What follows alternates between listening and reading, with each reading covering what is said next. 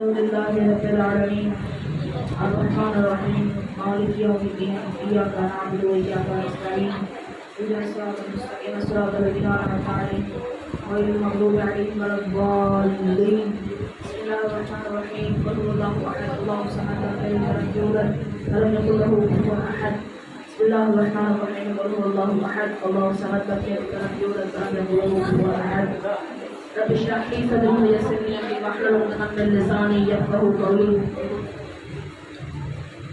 اعوذ بالله من الشيطان اللعين الرجيم بسم الله الرحمن الرحيم من عمل سيئة فلا يجزى الا مثلها من عمل صالحا من ذكر او انثى وهو مؤمن فاولئك يدخلون الجنة يخلدون فيها بغير حساب قال الرسول صلى الله عليه وآله وسلم يا علي أنت وشيعتك هم الفائزون صلوات پڑھیں اللهم صل على محمد وعلى آله پھر بھی اپنی گناہوں کی معافی کے لیے صلوات دیجیے اللهم صل على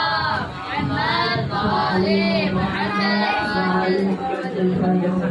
میرے عزیزوں، قرآن مجید کی 40ویں سورہ جس کا نام سورۃ مبارکہ مومن ہے، 40ویں آیت ہے، جس میں اللہ رب العزت ارشاد فرماتا ہے جو بھی عمل بد کرے گا، گناہ کا عمل کرے گا، جیسا عمل ہوگا ویسا بدلہ ہوگا. یہ کبھی خیال نہ کرنا کہ تمہارے بدلے میں کب تمہیں اچھائی ملے گی اور تمہارے گناہ کے بدلے نہیں ہے، تمہارے گناہ کے بدلے تمہیں نجات ملے گی نہیں. اور ساتھ ہی ارشاد فرمایا جو بھی نیک عمل کرے گا، صالح عمل کرے گا، وہ مرد ہو یا عورت، خدا فرماتا ہے معاشرہ اسے جس نام سے پکارے، خدا فرماتا ہے میں اسے مومن کے نام سے یاد کروں گا، میں اسے مومن کے نام سے یاد کروں گا. یہ آیت مومن ہے جس میں یہ ایسا مومن ہے جس کو اللہ جنت میں جگہ عطا کرے گا. اور میری جنت کا کمال یہ ہے اگر جنت میں بغیر حساب کے داخل کرے گا، حساب نہیں دینا پڑے گا. اور میری جنت کا کمال یہ ہے کہ اس میں بے حساب رزق عطا کیا جاتا ہے. سورۃ مبارکہ نبا کی خوبصورت ترین آواز ہے ان للمتقین مفازا وحدائق وعنابا وقواعد اترابا وکأسا دہاقا لا یسمعون فیہا لغوا ولا کذابا جزاء من ربک عطاء حسابا. فرماتے ہیں او میرا بندہ متقی بن کر چلا آ، متقیوں کے لیے ایسا ٹھکانہ بنا کر رکھا ہے. خدا فرماتا ہے میں نے متقیوں کے لیے ایسا ٹھکانہ بنا کر رکھا ہے جس میں باغ ہیں، باغیچے ہیں، انگور ہیں، انگوریاں ہیں. ہم سب سے محبت کرنے والے ساتھی ہیں، شربت کے چھلکتے ہوئے جام ہیں، نہ لغو ہے، نہ لغویات ہے، نہ دکھ ہے، نہ درد ہے، نہ تکلیف ہے، نہ رنج ہے، نہ غم ہے، نہ علم ہے. اور یہی جنت ہے. خدا فرماتا ہے یہ جنت تمہارے اعمال کا وہ بہت بڑا بدلہ ہے جو تم کرتے ہو. اور دوستو، روایات کہتی ہیں کہ جنت کیا کمال رکھتی ہے، یہاں تک کہ آپ کو پانی پینا ہو کنواں کھودنا پڑتا ہے، دودھ پینا ہو تو بھینس رکھنی پڑتی ہے، اناج اگانا ہو تو کاشتکاری کرنی پڑتی ہے، پھل لگانا ہو، پھل کھانا ہو درخت اگانا پڑتا ہے. لیکن خدا فرماتا ہے اور میرا بندہ آ مجھ سے سودا کر، چند دنوں کی زندگی میری مرضی سے گزار، آخرت کی زندگی تیری مرضی کے مطابق بنا دے گا.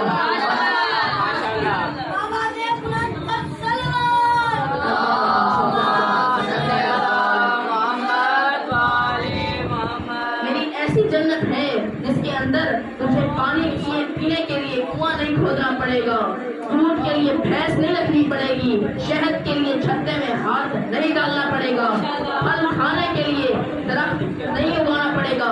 روایات کہتی ہیں کہ مومن اپنے محل میں بیٹھا ہوگا، جیسا چاہتا جائے گا اللہ اس کی چاہت کو پورا کرتا جائے گا.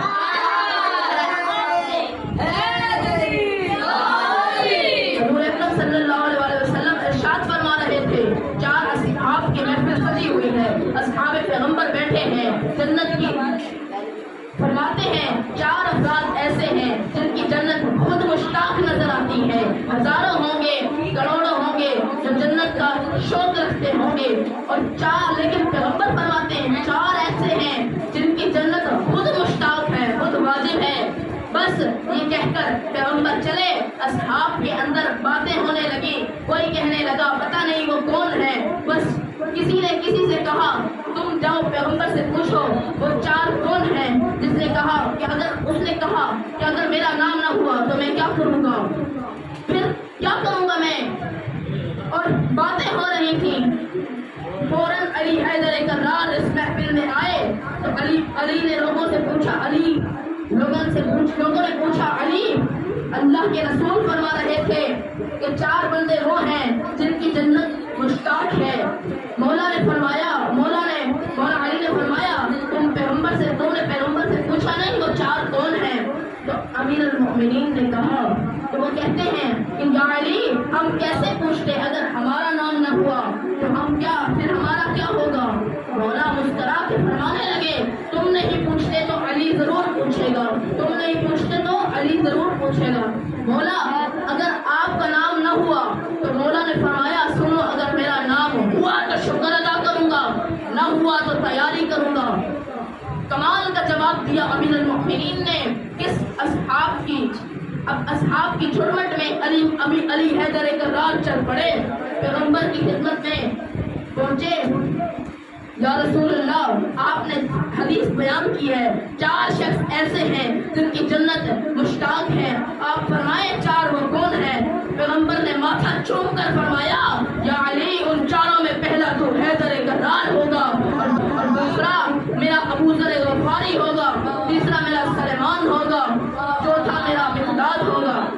یاد رکھیے گا محب اہل بیت کے لیے بنائی جنت، خدا نے محب اہل بیت کے لیے بنائی ہے، جنت ہی اللہ نے علی والوں کے لیے بنائی ہے۔ اب کمال یہ ہے کہ علی والا کیسے بنا جاتا ہے، علی والے کا معیار کیا ہوتا ہے؟ یاد رکھیے گا ایک ہوتا ہے نیاز، ایک ہوتا ہے تحفہ، ایک ہوتا ہے انعام۔ جنت نیاز نہیں ہے، جنت تحفہ بھی نہیں ہے، جنت انعام ہے۔ مجلس میں آپ نیاز پکاتے ہیں، آپ نہیں پوچھیں گے کہ نیاز کھانے والا کیسا ہے، نماز پڑھی ہے، روزہ رکھا ہے، ہم ہر کسی کو نیاز کھلا دیتے ہیں، نہیں پوچھتے آپ کا عقیدہ کیا ہے، آپ کا عمل کیا ہے، نہیں پوچھتے آپ کی سوچ کیا ہے۔ گھر میں کوئی آیا تو ہم نے تحفہ دے دیا، ہم نے نہیں کہا کہ ہم نے ان سے عمل نہیں پوچھا، ہم نے نہیں پوچھا کہ آپ کا عقیدہ کیا ہے۔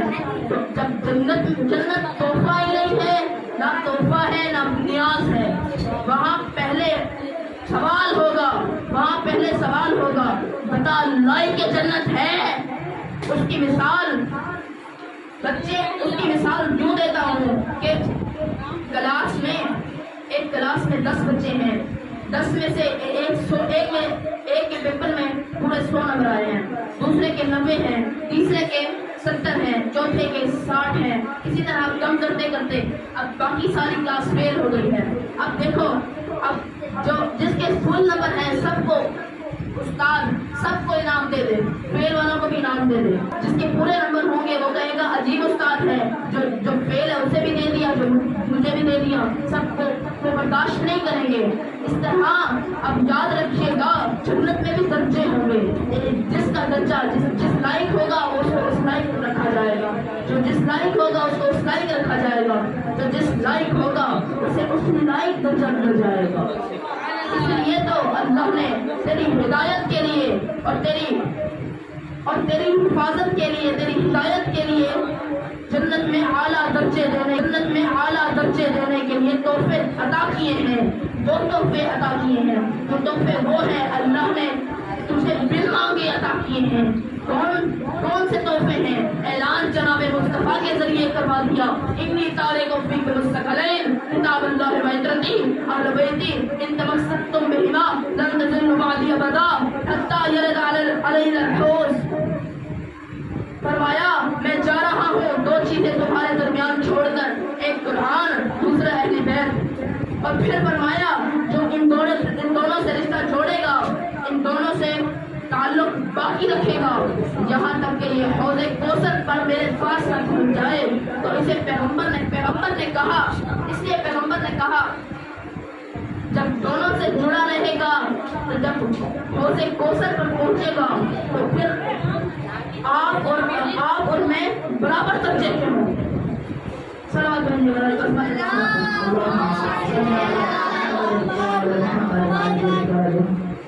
لہذا یاد رکھیے گا جنت انعام خدا ہے، خدا نے یہ انعام اسے دے گا جو لائی کے جنت ہوگا، لائی کے انعام ہوگا۔ کیا کمال کیا ہے خدا نے، تیرے خدا نے شیعہ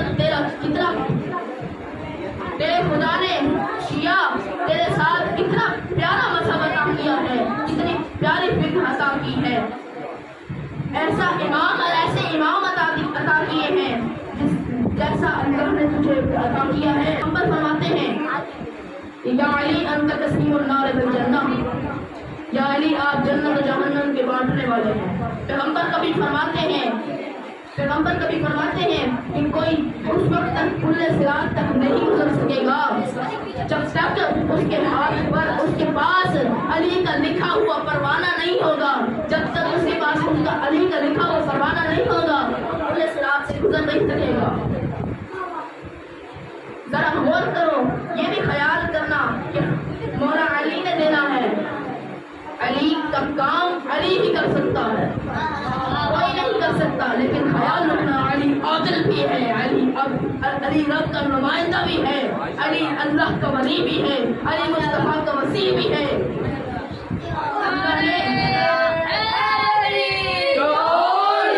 اللہ نے علی کو جنت جہنم کے بانٹنے کے لیے مقرر کیا، اس لیے علی کے رب نے علی کو وہ طاقت دے رکھی ہے جو وہاں جائے گا علی کو پہچاننے میں دیر نہیں لگے گی۔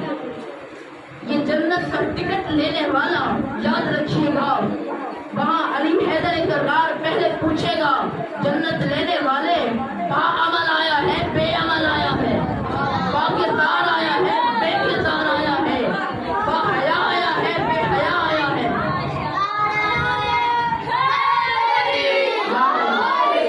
دینا بھی علی نے ہے، مولا علی سے جنت کا ٹکٹ لینا آسان ہوگا، کسی بندے سے کسی دے سے کیسے دے گا علی جنت کا ٹکٹ؟ آواز قرآن سلام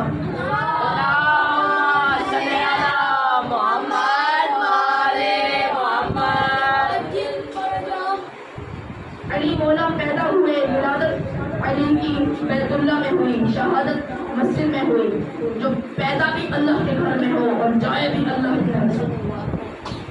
کون ہے کائنات میں جو ابو طالب کی اس بیٹے کی عظمتوں کا اعتراف کر سکے؟ دنیا میں آئے تب بھی اللہ کا گھر ملا، دنیا سے گئے تب بھی اللہ کا گھر ملا۔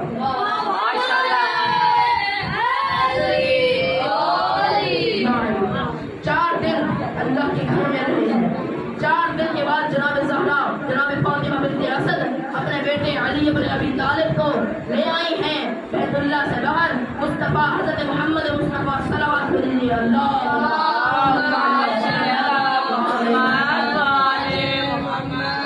یہ ہاتھوں میں دیا، یہ ہاتھوں میں 4 دن کے علی آئے، پیغمبر خدا نے اپنی زبان علی کے منہ میں ڈالی، مولا امیر المؤمنین کی پہلی خوراک لعاب پیغمبر، مل کے ایک صلوات بھیجیں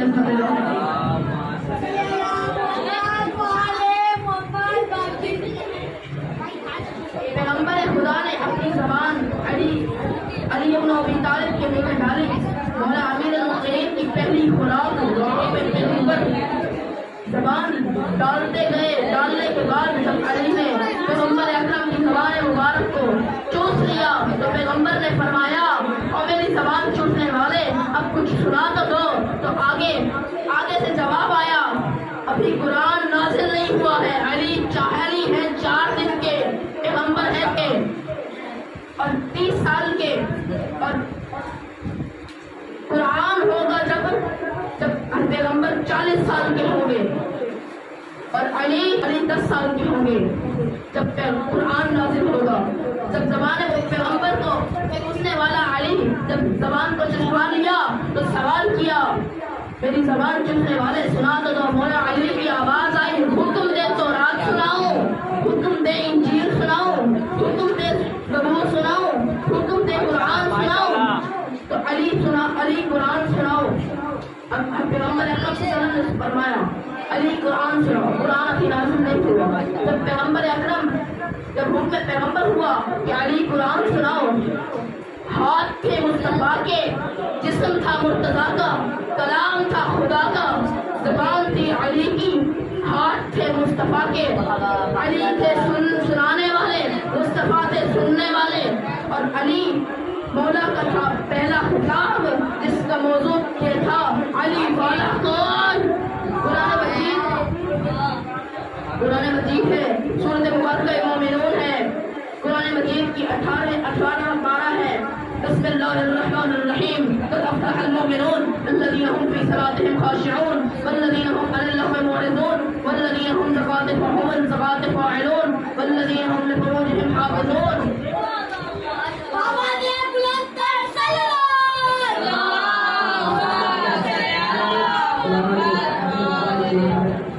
مولا علی فرماتے ہیں جب بھی میں اللہ سے بات کرنا چاہتا ہوں تو میں نماز پڑھتا ہوں, جب بھی میں چاہتا ہوں اللہ مجھ سے باتیں کرے میں قرآن پڑھتا ہوں.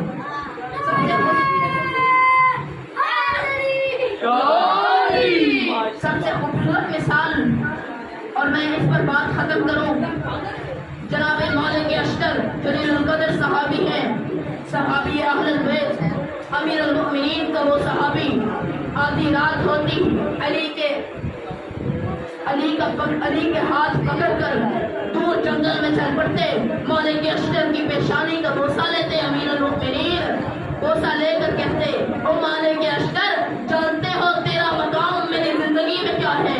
نگاہ ادب جھکا کر جناب مالک اشتر کہتے ہیں مولا مجھ کو کیا پتا, آپ کو پتا ہوگا. امام فرماتے ہیں مالک اشتر تیرا مقام میری زندگی میں وہی ہے جو مصطفیٰ کی زندگی میں مجھ علی کا مقام.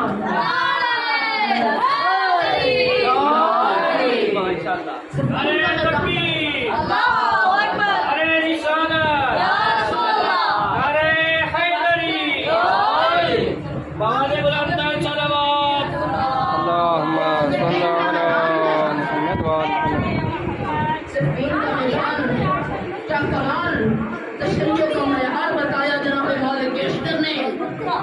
لڑتا لڑتا کتنے عرصے کی جنگ تھی, سردیاں گرمیاں گزر گئی, مشکلات گزری, ایک تیر چلا دیا, بات ختم ہو جاتی. مالک نے تیر کا سر سیدھا رکھا, مارنے کا ارادہ کیا. امیر المؤمنین کا پیغام کو پہنچا. مالک اشتر جس حالت میں بھی ہو پلٹ کر آؤ. تیر کا سر سیدھا تھا وہیں جھکا دیا, ظالم نے تیر مارا, بازو زخمی ہوا. اسی حالت میں مولا کی خدمت میں پہنچے. روایات کہتی ہیں مولا نے ہاتھوں سے تیر نکالا, امامے کا کپڑا پھاڑا, مالک کے بازو پر پٹی باندھی اور علی کے گھر سے باہر آئے. کسی نے کہا مالک اشتر میں نے کیا سنا ہے, فلاں کے خیمے پہنچ گئے ہیں. کہا سچ سنا ہے.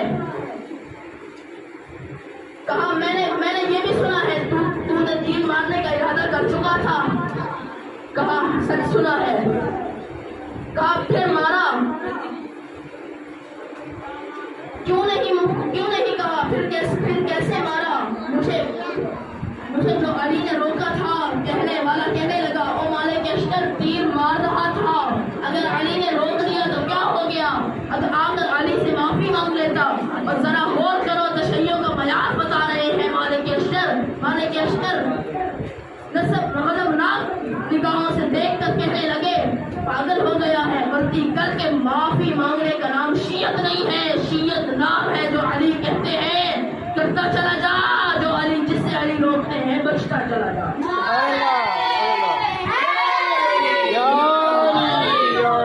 آؤ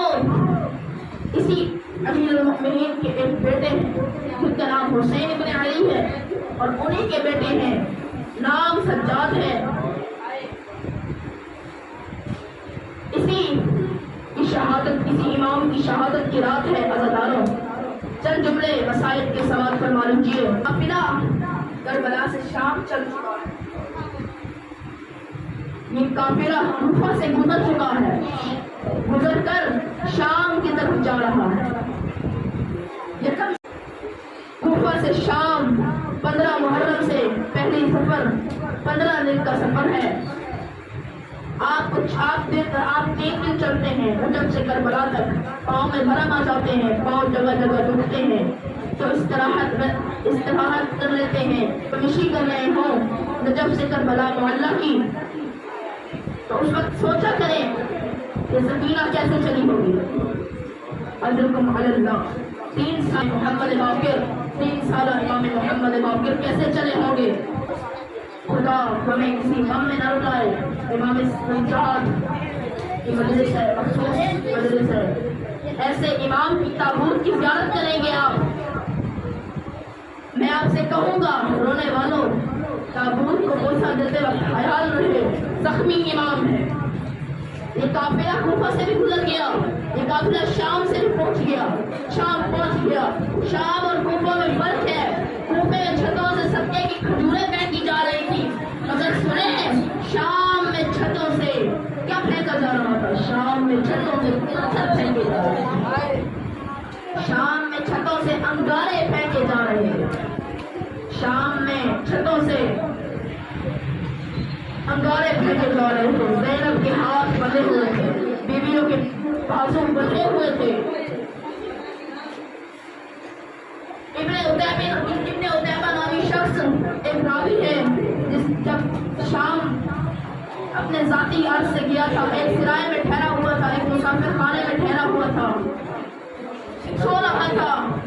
उसने शादियानों के बजने की आवाजें सुनी, रक्स और दर्द की आवाजें सुनी। फौरन बराबर में ठहरे हुए मुसाफिर खाने ने मुसाफिर से पूछा, आज मुसलमानों की ईद का दिन है, ईद का दिन तो नहीं, ये मुसलमान आज शादियाने क्यों बजा रहे हैं। तो उसने मुझे बताया करबला में एक बागी ने खुरूज किया था, उसे कत्ल कर दिया गया है, उसके बच्चों को, उसके खानवादे को असीर बनाकर लाए हैं।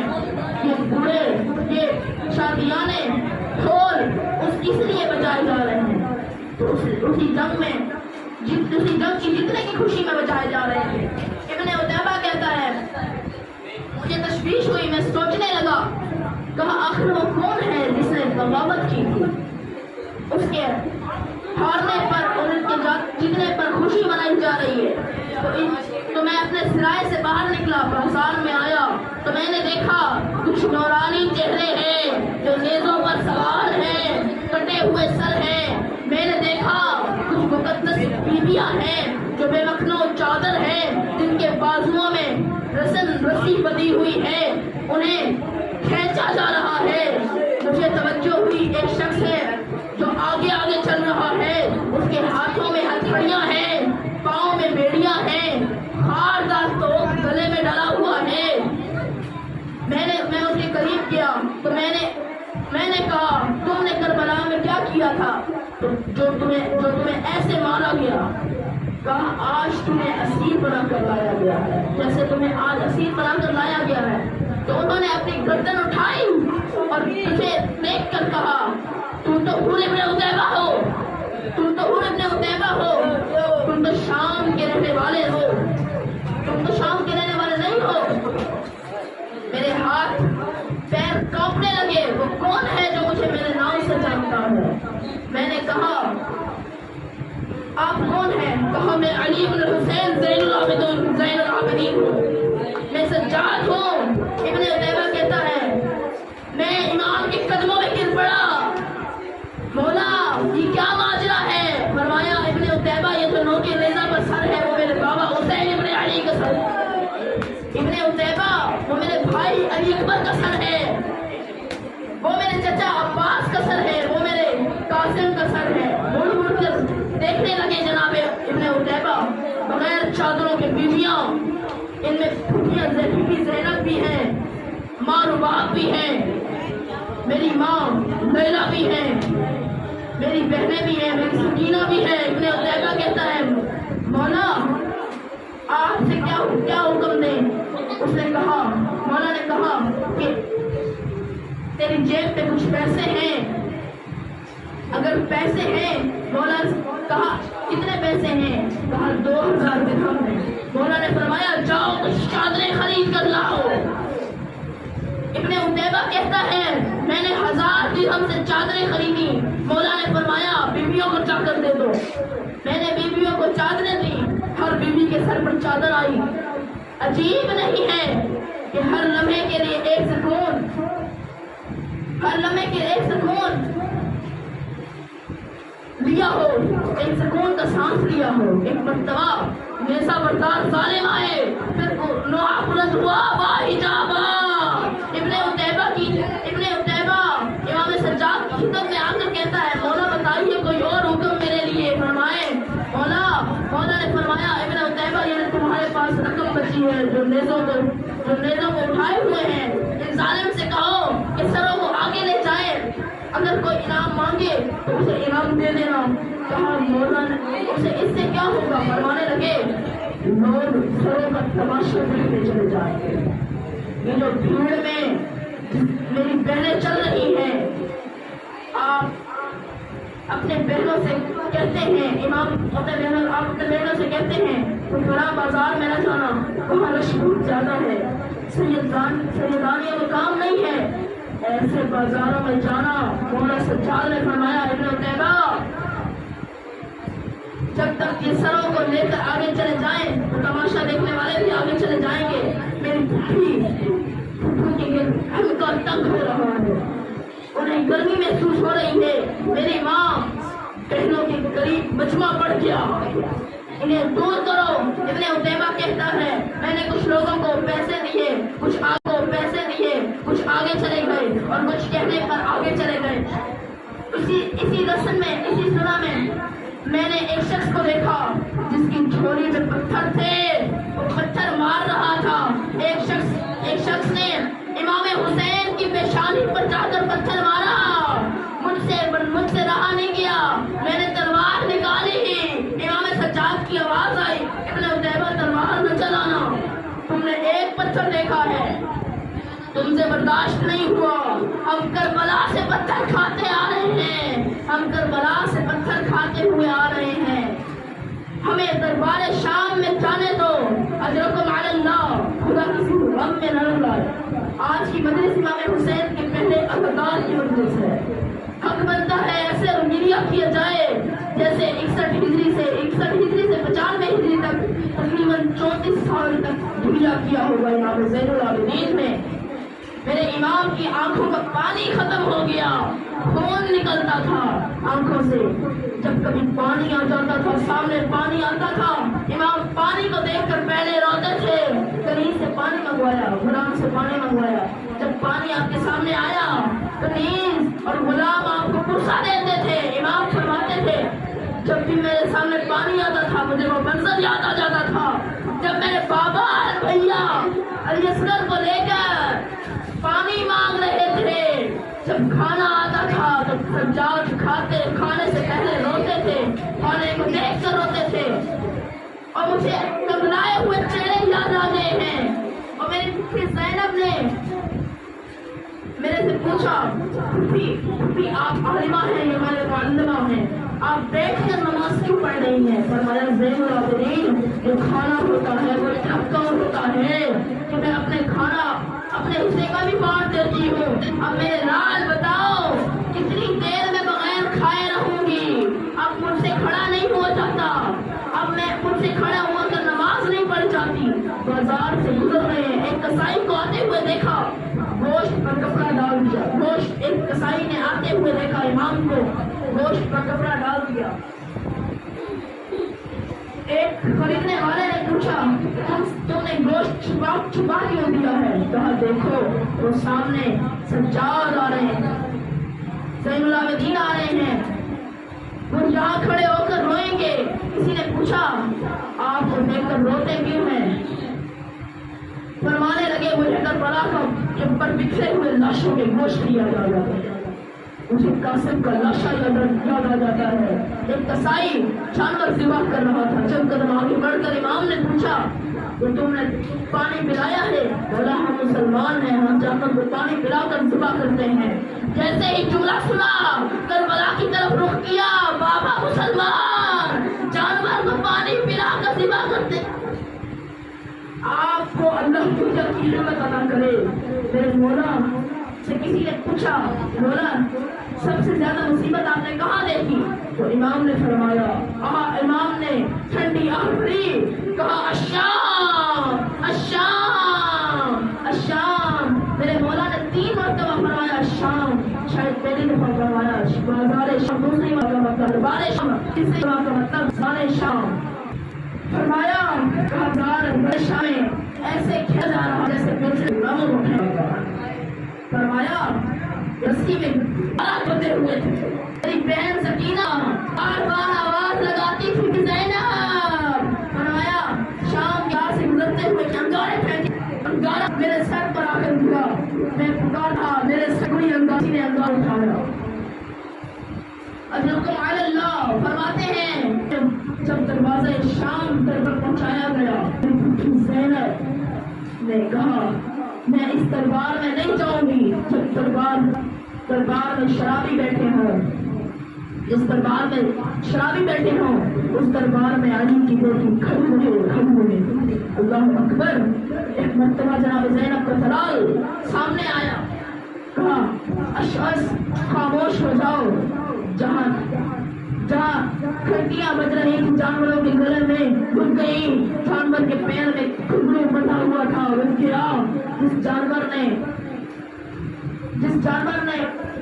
بیڑا اٹھایا ہوا تھا, سامان اٹھایا ہوا تھا, وہ اٹھایا رہ گیا. جناب زینب نے کہا خاموش ہو جاؤ. جس طرح جب دربار میں نہیں جاؤں گی تو کہا دربار میں نہیں جاؤں گی. ایک مرتبہ جناب سجاد نے آواز دے کر کہا پھپھی اماں آپ کو بتایا گیا ہے دربار میں جانا ہوگا. پھپھی اماں آپ بابا کے سر کو دیکھیے. پھپھی نے جب بابا کے سر کو دیکھا حسین کی آنکھوں سے آنسو بہ رہے تھے. میری بہن نے آواز دے کر کہا بھیا کس نے رلایا ہے؟ سر حسین کو کس نے رلایا ہے؟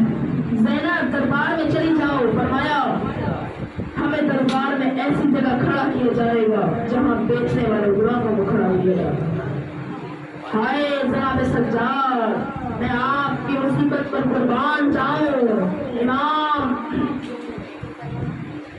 جب 21 محرم کا دن ہوا امام کو ذہن ملی اور امام نے آخری لمحے امام محمد باقر کو بلایا.